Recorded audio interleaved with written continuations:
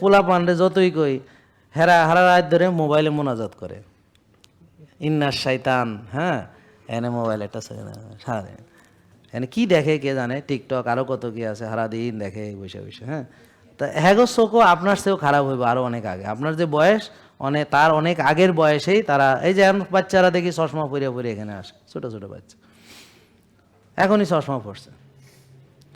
তা হ্যাগো চোখের কী পরিণতি হবে জানেন আপনি? হ্যাগো চোখ তো থাকবেই না,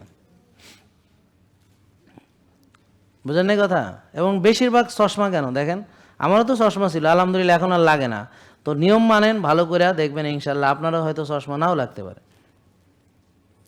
আমার এক সময় আগে চশমা আমারও লাগতো, কারণ আমিও আপনাদের মতোই চলাফেরাই করছি। আমি কি আর ফেরেস্তা নাকি? আমি তো আপনাদের চেয়েও খারাপ চলাফেরা করছি, সারা রাত উটি করছি, সারাদিন রুগী দেখছি।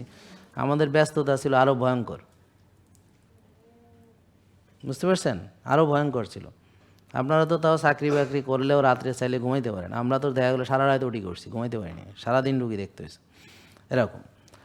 তো তাহলে কোষ যাদের ভালো থাকবে, এখন কোষ নিজে নিজে ভালো থাকবে না। আমার কথা বুঝতে পারছেন? এটা হলো পৃথিবীতে সব কিছুর যেমন যত্ন লাগে এবং ব্যবহার লাগে। অতি ব্যবহার করলে সেটা কি হয়? ধ্বংস।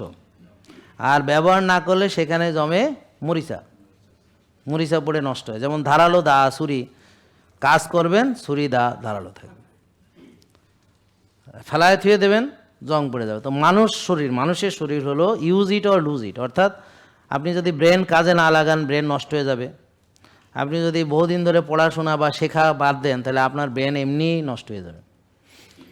বেশি টেনশন করলে ব্রেন এমনিতেই নষ্ট হয়ে যাবে। যাদের চিনি বেশি তাদের ব্রেন এমনিতেই নষ্ট হয়ে যাবে। যাদের ইনসুলিন বেশি তাদের ব্রেন এমনিতেই নষ্ট হয়ে যাবে। যে ব্যায়াম করে না তার ব্রেন এমনিতেই নষ্ট হবে। যে ঠিকমতো ঘুমায় না তার ব্রেন এমনিতেই নষ্ট হবে। আর যেসব নোংরা খাবার যে খাবে, অর্থাৎ এই যে চাষের মাছ, চাষের গরু, চাষের ছাগল, ওই যে সাদা ভাত, হাইব্রিড, কেমিক্যালযুক্ত, ফার্টিলাইজারযুক্ত, এগুলো যারা খাবে সয়াবিন তেল দিয়ে, তাদের ব্রেন ওইগুলো দিয়ে তৈরি হবে, নষ্ট দিয়ে।